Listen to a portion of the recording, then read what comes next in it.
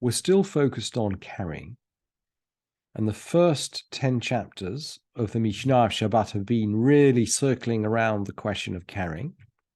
And now, as we get into the 11th chapter, we're going to deal with throwing.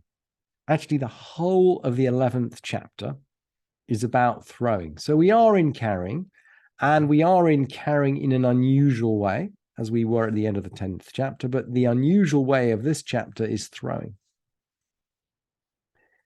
And the Mishnah begins, Hazorek mirushut hayachid lirushut harubim, someone who throws from the private to the public space. So it's a mirror image of the Mishnah which began the Masechet.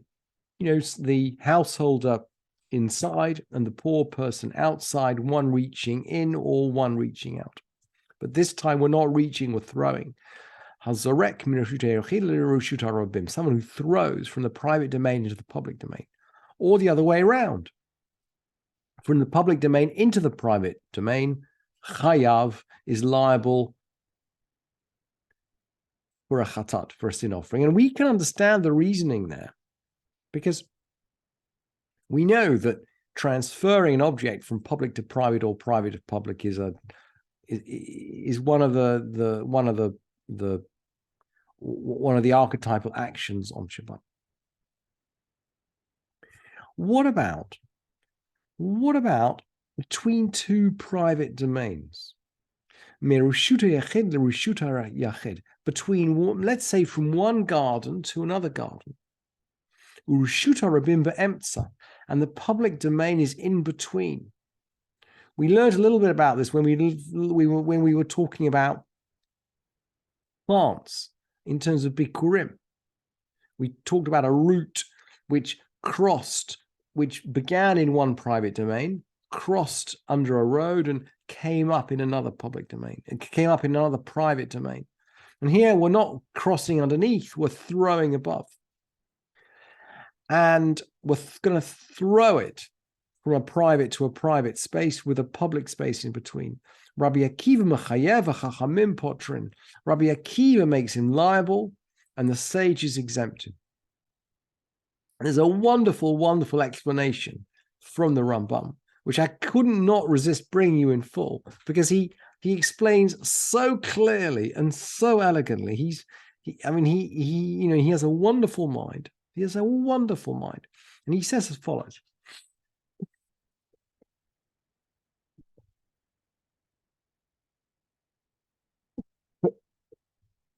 Sorry about this. I have a little bit of a cough. The Rambam says as follows. You should know that the public domain extends to the height of 10 hands breadths, 10 tefachim. It's about a meter or about a yard. Higher than 10 tefachim in the public space, hu makom patur, is free space. We don't carry above 10 tefachim. And so the Rambam explains the dispute between them is that Rabbi Akiva says that the person who threw from a private domain to a private domain over the public domain threw the object below a height of 10 hands breadths, while the rabbis don't agree. And if he had certainly thrown above the height of 10 hands breadths, so maybe he threw a softball high up between one garden and another garden, even Rabbi Akiva would exempt him. And then, as ever, the Rambam closes, v'halacha kechachamim, and the halacha goes according to the sages. So what happens if we already start off high up above the public domain? So maybe, Keitzad, shtei guzuz traot. What are guzuz traot? Imagine two balconies, just like medieval balconies in the time of Shakespeare, and they're sticking out over the street. We got two balconies sticking out over the street, facing each other in the public domain. And the Mishnah says, "Hamoshit v'hazorek mizor lazor patur." Someone who reaches over or who throws over is exempt. were reaching over, were throwing over above the public domain, above 10 tefachim. But hayushtehem b'diota achat. What if they were on the same row? And this seems to be next to one another. And there's a nice picture in the commentary of the Rambam, which I couldn't quite cut and paste onto the source sheet. But he says essentially they're on the same row. They're next to one another. He who reaches over is liable, but he who throws is exempt. Hamoshit chayav v'hazorek patur. Shekain haita avodat levi'im. This was what the Levi'im used to do. They had two wagons next to one another in the public domain, and they reached the boards over. These are the boards that they used to assemble the Mishkan. They reached the boards over from one to the other, but they did not throw. The Bartanura explains, again, I brought you the Bartanura on the source sheet because he's just so precise. They didn't throw. She'ein hakrashim nizrakim b'pnei kovdan. They couldn't throw the boards. These are big boards. They were too heavy to throw. So they didn't throw them. They would pass them from one to the other. And essentially what the Mishnah is saying is, look, in general, people passing from one reshut to another reshut in space are patur. But in this particular case, this is exactly the work of the Levi'im. This is what people used to do when they put the Mishkan together. And we know that the archetypal work of Shabbat is based around the archetypal work of building the Mishkan. And this is absolutely identical. And that is why Hazorek Patur Vehamoshit Chayav, the thrower is exempt, but someone who stretches from one to the other is obligated. Then the Mishnah talks about another situation, Chuliyat HaBor. This is the boundary around a well. We're going to dig a well, and we're going to build up a sort of, maybe we're going to leave the earth. Maybe it's going to have a little wall around it. Or maybe when we dig it out, we're going to leave the earth around it so as to create a little wall around it. And we've got a boundary around this well, or we might have a rock, both of which are 10 hands breadths high and 4 wide. And this place has got the status, actually, of a private domain.